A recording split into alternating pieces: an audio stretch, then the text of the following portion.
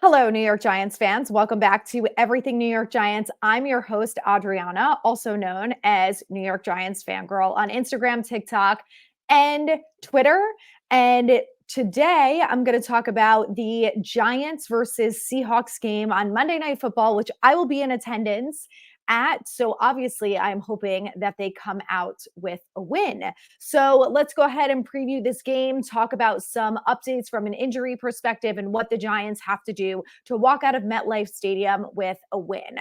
So let's start with the injuries because obviously that has been a very big topic of conversation. So the Giants are missing quite a few guys. The first injury report comes out today, but Dable already spoke to the media and said that everyone is going to practice. Yes, everyone. That includes running back Saquon Barkley, who is dealing with a high ankle sprain. Now, Saquon's practicing is going to be very different than the team practicing. He's going to be doing individual skills, that type of thing. So he's obviously not doing group practice just yet. Now, him being in individuals and stuff like that is obviously a step in the right direction. It means that he's healthy enough to be on the field and practice enough to the point where maybe there's some sort of opportunity that he is going to play on Monday. Now, outside of Saquon, who I think it's unlikely that he plays. I just think when you're dealing with a high ankle sprain, he has had about less than 2 weeks off at this point. And I know that he's a quick healer and he has access to treatments and all of these things that are absolutely going to help him heal faster. At the end of the day, your body heals whenever it heals. So I would say don't expect Saquon on Monday. I just feel like if the football gods are in our favor, then maybe we'll get lucky and he'll play. I just think it's very unlikely that someone with a high ankle sprain is coming back less than 2 weeks after the injury. So I don't know. I would just say don't count on it. But if he plays, it's a wonderful gift that the Giants have received. Outside of that, let's talk about some of the other players who obviously are big contributors to this team who we desperately missed the last week or so. One of them being, of course, Andrew Thomas, who should be good to go. He's practicing today. Again, when the injury comes out, we'll see injury report. We'll see if he is limited, but I feel like Andrew Thomas is going to be good to go on Monday. I feel really good about him coming back and being ready to play. So that is going to be a huge addition to this offensive line. Now, speaking of the line, Ben Bredesen is coming off a concussion from the Cardinals game. So at this point, it's been well over a week. It's been 10 days since the concussion. I think there is a very good chance that he is going to play as well. I believe that he might be a full participant in today's practice. So I think that we're going to be in good shape when it comes to this offensive line. We're going to have Thomas back. We're going to have Bredesen. Obviously, John Michael Schmitz is going to be back there at center like he always is.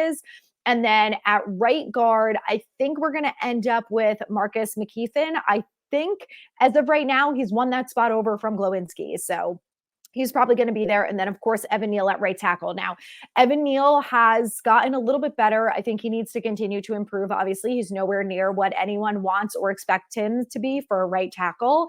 But he's made a little bit of progress. So obviously he needs to continue on that. But we're not done with the injuries yet. There's a couple other guys that we have to talk about. So Tay Banks, the rookie corner, left the Niners game with some sort of arm injury. Dable said when he talked about everyone on the team in regards to injuries, he said that no one is dealing with anything long-term, which is amazing. So I would expect that we will see Tay Banks out there on Monday and that he will be good to go and will be fine. So that's huge. Another cornerback, Cordell Flott, I believe was dealing with a hamstring injury. He hasn't really played at all this year. I'm curious to see if he gets into the rotation on Monday, if he is good to go. Javarius Owens was dealing with some sort of, I think, a leg injury too. I think at this point that he should be healthy. Maybe there's a chance that we see him on Monday. I'm not so sure, but you never know. Azeez, of course, Azeez Ojulari. If there is anyone on this injury report that I think is going to be doubtful for Monday, it is Azeez. And I just have this feeling with him. It's very frustrating. He's extremely talented when he's on the field. He's an impact player, and you all know that he's there. But he's not on the field a lot. And I just think I don't really feel good about seeing him on Monday. I desperately want to see him out there. Having him opposite Kayvon is going to be huge for this defense. I want to see more from Isaiah Simmons, but I don't know if we're going to see him. So if Azeez is not out there, God help our pass rush because it already needs help. And, with an injured and unreliable Azeez, I don't know what's going to go on there. But let's hope that I'm wrong and that the injury reports says that he is going to be good to go. So the final injury report we will get on Monday. The good news for us coming off this Thursday night game is that they've had plenty of time to rest and recoup and get treatments and all that sort of thing. So let's all hope that we see Azeez out there. We will find out Monday for sure. And we'll know from there. So outside of that, I think that covers all the injuries. Everyone else seems to be in a pretty good place, which is great. So, and very important for this team. So, when it comes to things that they need to do to win, it's funny. I posted a video on TikTok and I'm sure some of you saw it. And some of the comments were like, they have to score more points than the Seahawks. Like, oh my God, I never thought of that. I did not know that that's how you win football games. Thank you for the enlightenment. I never would have guessed. Some might say it's a little bit more challenging than just scoring more points. When you break it down, there's other things that have to be done. So when we talk about the offense and we talk about scoring points, it's not as simple as it sounds unless you're the Dolphins, but we are not the Dolphins, very obviously. So, the pass blocking really has to improve. I think that's the biggest thing from an offensive perspective that if the Giants want to win this game, that they have to do. And that means that, Thomas, Bredesen, whoever's out there, I think that they're all going to be out there. Evan Neal, they have to do their job and they have to be able to block up front on Seattle's front four. And, they're not the Cowboys front four, but it doesn't mean that they're nothing to sneeze at. And it's just really important for this offense to get some momentum. It's something that they've really struggled with so far. And, if you don't have Saquon Barkley out there, who is obviously one of your best offensive players, you need some help back there when it comes to the run game. And I think, we're going to see a lot of Matt Breida again. The run blocking has been okay. I obviously would like to see it improve, as I think everyone would agree. But outside of that, it hasn't been nearly as bad as the pass blocking. But against against the Panthers, the Seahawks run defense only gave up 44 yards. So without Saquon, I think we can still have a decent run game. But when you look at what the Panthers did and how they had success against this team, it was all through the air. Andy Dalton had 361 passing yards. So they have to be able to pass the ball this game, and that all starts with the five guys up front. And I think that we're going to see a lot of what we've seen, last year and this year, where Dable and Kafka are bringing in other guys to help the line. We're going to see Darren Waller block. We're going to see Daniel Bellinger block. Saquon did a lot of blocking week one, so we're probably going to see Matt Breida out there blocking as well. So everyone needs to be on the same page. They need to do what they need to do. And, if that means that this line obviously needs some help from the tight ends, they need help blocking, then so be it. I am okay with losing a couple of fantasy points from Darren Waller if it means that he can block enough so Jones has time to get the ball to Hyatt or Slayton or Campbell or any other of the wide receivers. So let's talk about the wide receivers for a minute because they've been struggling a little bit. And obviously everyone on this team has struggled. The team has not looked good at all. But outside of that, some of the wide receivers have dropped balls that they needed to catch. Paris Campbell has had a few drops. Darius Slayton has had a couple. Those Slaytons have been, not all that bad considering what we've seen from him in the past few years. And Waller too. I mean, he was supposed to be that number one guy who pretty much catches everything that came his way, and he hasn't really been that yet. I think he's going to be that. He just hasn't really gotten there yet. So, we need more from the receivers. Now, you can't blame everything on the receivers. We know that. Daniel Jones this has to be a huge game for him. And I feel like we say this every week, but the reality is that, when you have a mediocre offensive line and you don't really have a number one wide receiver like Justin Jefferson or Jamar Chase, who pretty much catches everything that comes their way and is always open and can make contested catches and all of those things, like Jones just has to put the ball where he has to put the ball, and he has to be very accurate, and he has to make smart decisions. He has to get rid of the ball fast. But one thing I really want to see from Jones, and I think he's struggled with this year, and I don't blame him for this because he's been under pressure more than he's not been under pressure, is he seems to kind of jump out of the pocket too quickly, where I think he has a little bit more time than he thinks he does. And I think he's so used to just feeling like he's immediately panicking because there's someone in his blind side and someone's chasing after him that he has to do that. But I really want to see him just settle down back there, plant 2 feet, get a little bit more comfortable.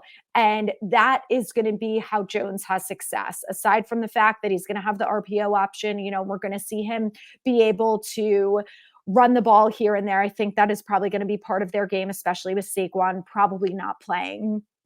But Jones really just has to make smart decisions with the ball. That means not throwing it into too much traffic. It means holding on to it when you're supposed to hold on to it. If you get sacked, we can't afford turnovers and fumbles or anything of that nature. So he's got to hold on to it smartly and make smart decisions. And those are the things that I really want to see out of Jones. We've seen him do it before. I think the last few weeks, he has not had a lot of faith in the offensive line. And like I said, I don't blame him for that. I don't think anyone has a lot of faith in that offensive line. So I hope that this is the week where they really start to come together, having everyone back. I think McKeithen is going to feel better and a little bit more comfortable at right guard. He made his start in the NFL like 3 weeks ago. So the guy's pretty new. So obviously the more playing time that he gets is going to help. And I just hope that, Neal can be better for McKeithen and vice versa. I think the two of them really have to do whatever they can to be smart and help each other out, because we saw what happens when that right side of the line goes down. The left end so far has been okay with holding up their end of the bargain, but you can't win games if only one side of the line is holding up. So I really want to see that from the line as well. From the rest of the offense, Matt Breida has been great. I would like to see a little bit more from guys like Gary Brightwell and Eric Gray. I'm sure we'll see a little bit of them in the rotation if Saquon does not play on Monday. And, the same thing. I want to see less running through the gaps. This is just a personal preference. I just feel like when I'm watching so many other teams, you see these running backs like McCaffrey and Derrick Henry and whoever else is out there, like they can find the gaps better than our running backs can. And I think that part of that comes with the offensive line is that there are no gaps for them to run through. And when that happens, I just want to see them, go on the outside. I feel like we don't really see a lot of outside runs from this team. And I don't know why, because we don't have amazing blockers. So I don't know, maybe that's a calling thing. So Mike Kafka, I would like to see you turn it up from there. So as I'm recording, the Giants injury report just came out. So let's go through it real quick. So the guys who are limited were Saquon Barkley, obviously, Daniel Bellinger, who supposedly has a neck injury, which is new. DJ Davidson with the elbow injury from the Niners game, which in my opinion looked like a dirty hit. And there were a lot of those that night. And I am not thrilled about the Niners for that. But the good news about DJ Davidson is he's limited. That injury when he came off the field, I mean, obviously I didn't see his arm up close, but it looked like it was pretty painful and I wasn't so sure what was going to happen there. So glad to hear that he was practicing. Good news on Azeez. He was limited, which is very important. Now, I still stand by what I said. Until he is off the injury report on Monday, I will not fully believe that he's going to play, but the fact that he's limited is amazing. And Andrew Thomas, last one on that list, was limited. So great news there. Even better news, a full participant was Ben Bredesen, who obviously was dealing with a concussion. So good news, I would say, out of that injury report so far. I think some things that I like to hear too is that guys like Cordell Flott and Tay Banks and whoever I mentioned before, Gervarius Owens, are no longer on the injury report. So good news. I feel like, it's Thursday. We've got time for these guys to kind of heal a little bit by the time Monday rolls around. So let's hope that they all do. Let's switch gears and talk about the defense and what they need to do to help the Giants get a win. I think we all know there's quite a few things that this team needs to do. I am going to start with the defensive line because we need to get sacks desperately. And I think there's a mix of things as to why they're not getting there. I think part of it is the scheme that Wink is doing. I think part of it is the talent isn't there. Azeez isn't healthy. Ashawn Robinson was dealing with an injury. He came out. Nacho came out. Both of those guys are going to be good to go now, which is going to be huge for guys like Dexter and Leo. But I need Wink to let Azeez be a pure pass rusher. Kayvon. Let Kayvon go straight for the quarterback. If Azeez is not healthy, then let Isaiah Simmons do it. Let other guys do other things. I feel like Kayvon he's not getting there. And I just think part of it is the way that Wink is using him. And I know that this, some people are going to call this an excuse. Well, Kayvon's Kayvon. He's an edge rusher. He's supposed to get there, blah, blah, blah. And I get where you're coming from. And I partially agree with that. But I also feel like if Wink is telling him to do X, Y, Z, that doesn't involve going after the passer, then like, what do you expect him to do? You know what I mean? I need Wink to switch that because fans are going to lose faith in Kayvon. I know a lot of them have. The amount of people that call him a bust is absolutely wild to me.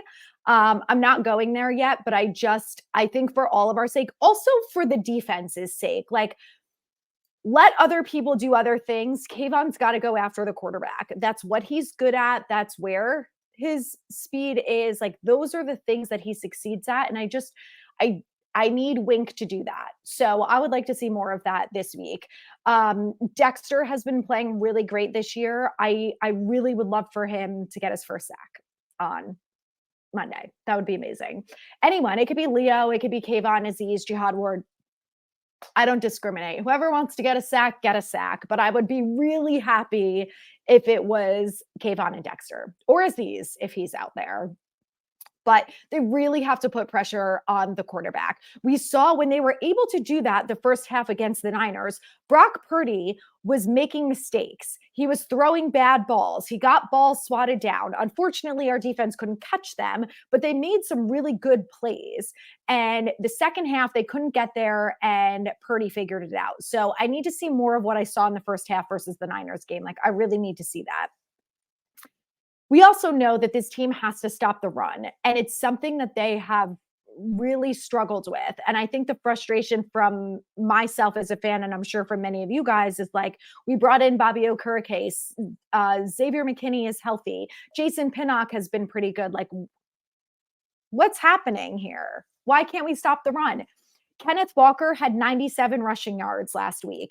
We all know we gave up Christian McCaffrey a hell of a lot. So we can't afford to do that again this week. The defense can't do that if they think that they're going to win this game. So, I think at the end of the day, it's probably going to end up being a pretty close game regardless. But I just feel like if they want to actually win this, like that's going to be a huge component to the game that they really have to step up and make some plays there. The other thing that comes with that is getting off the field on third down. This defense was one of the best last year, both with stopping plays in the red zone and getting off the field on third down. And again, I don't know what it is about this team. They've started slow every single week, and I don't know what the answer is, but aside from the fact that they have to start fast from the get-go on the offense and the defense, they have to start fast. They have to keep up the momentum. The defense has to be consistent. They were able to get off able to get off during third down in the first half versus the Niners. Second half, it all fell down the wayside. I don't know if it's because they were tired, with DJ Davidson and Ashawn Robinson and, Nacho, basically all of the backups coming out. I don't know if that had anything to do with it. Tay Banks coming out, whatever. But like, they got to figure it out because we're never going to win games that they can't get off the field on third down. You cannot give teams 3rd and 15 and have that be a first down. Multiple times. We saw it multiple times during the Niners. And I know that the Niners are not the Seahawks. We all know that. But the Seahawks are not the Cardinals, are not one of the worst teams in the league. They're still a pretty good team. And at the end of the day, we are going to be competing with them for a wild card spot. We have to beat them. If we can beat teams like the Seahawks, we have a better chance of beating teams like the Cowboys, which we have to do because it's disgusting that we have not beaten them in God knows how long. So everything counts, right? Like everything helps with other things. So I really need that from the defense. They really have to get off the field on third down. And you know what would really, really make my night is if someone got an interception or a forced fumble and recovered it. Like you can force the fumble, but you can't give it back to Seattle. One of the most frustrating things that I saw during that Niners game was they had at least four deflected balls that they could have caught, and no one caught them. And I know they're not wide receivers. I know it. Not everyone is Trayvon Diggs, which, to be honest, Trayvon Diggs has had more passes come his way than Sterling Shepard has this year. So I just need one of them to catch it, please. It'd really make my day. Really, I would love that. So the defense, getting turnovers in this game is another thing that really would make a big difference. So I would like to see that from them. I'm going to round it out here with special teams. Special teams, you are like the stepchild of this team. I have no expectations for you. I'm not asking a lot, though. I'm asking you to do one thing, which is a hell of a lot less than I asked the offense and the defense to do. Do not fuck up. Literally, that's it. That's it. When Graham Gano has the opportunity to make extra points or field goals, get the snap right, get the holds right. Gano, you're healthy, man. Let's do it. Get those points. We know he's Mr. Reliable. Probably the only person on my team that I have minimal to no concerns about. So that's all I'm asking for. Jamie Gillen, when you have to, boom it. Guy's got a leg. We all know that. He did really well with the Niners. Do it again. Show us a little bit of that consistency that you were missing last year. Cam Brown has done a great job so far on special teams this year. Keep it up. That's it, guys. Just do what you're supposed to do. Don't make mistakes. Not asking for a lot. That's it. Speaking of mistakes, the one other thing that I want to talk about, and this can go for the team as a whole, is stop with the penalties. What the fuck is going on with the penalties? I know it's still early on in the year. I know that I feel like everyone's still trying to figure it out, and the Niners refs were flag happy, whatever, but like some of those mistakes you got to clean up. I mean, Dable is losing his mind, which he should be. I'm losing my mind. Other fans, we're dying out here. Like, you got to stop with the false starts and, the DPI. If I see Darnay home, I can't. I'm not even going to say it. I don't want to see him out there. You know why? Because he gets flags. And if he's not out there, we'll get one less flag a game. So Cordell Flott, it's your turn, baby. Step up now that you're healthy. So yeah, less mistakes overall. Team that makes the least amount of mistakes has a way better chance at winning the game. And then from a coaching perspective, I don't really have a lot to say. I mean, I pretty much already said Kafka and Wink. Like, the biggest thing with Kafka is I want him to stick with what works. If we're able to run the ball really well against the Seahawks and we can forget about the Panthers did, and we can rush for 100-something yards, and, Breida looks great and Brightwell looks great and Gray, whatever, do it. Stick with what works. If you can get momentum with the passing game, the pass blocking is good, the receivers can catch, the blockers can block, great. Stick with the pass game. I just want to see a little bit more consistency. And I think the biggest thing is that starts with scoring points in the first half. Every single game, for the most part, this team has been down by something at some point. And most of the time it's been double digits. So I get that you have to turn it around and you have to get the ball through the air to score more points when you're down. But They got to start strong. I really just want to see them score points in the first half. I think it would be a really big difference maker in this game, and also would do a lot for this offense. So, and then I already talked about Wink. You know, get Kayvon on the outside. Let him just blow up Geno Smith, please, please. Him or Isaiah Simmons or Azeez if he's there. Just let one of them get there. That's all I'm asking for, really. I don't think it's that okay, I'm going to be there in the stands, cheering them on, paying my way to MetLife Stadium, spending time in the car. The least that someone could do is make a goddamn play. Okay. So thank you. Thanks everyone for listening. I will be back next week with a recap of the game. As always, you can find me on Instagram and TikTok at New York Giants Fangirl. It's spelled out just how it is right down there. On Twitter, it's at NYG Fangirl because I didn't have enough characters. But if you're on Instagram and TikTok, I do way more updates there. For those of you who are watching on YouTube, make sure you check me out on social because I post stories there every day. I've got videos of keys to win, matchups to watch, stuff like that. So keep your eyes peeled. And if you like the podcast, please rate, review, and subscribe. And if you're watching on YouTube, please subscribe. So thank you guys for listening. Big game ahead. Let's go, Giants.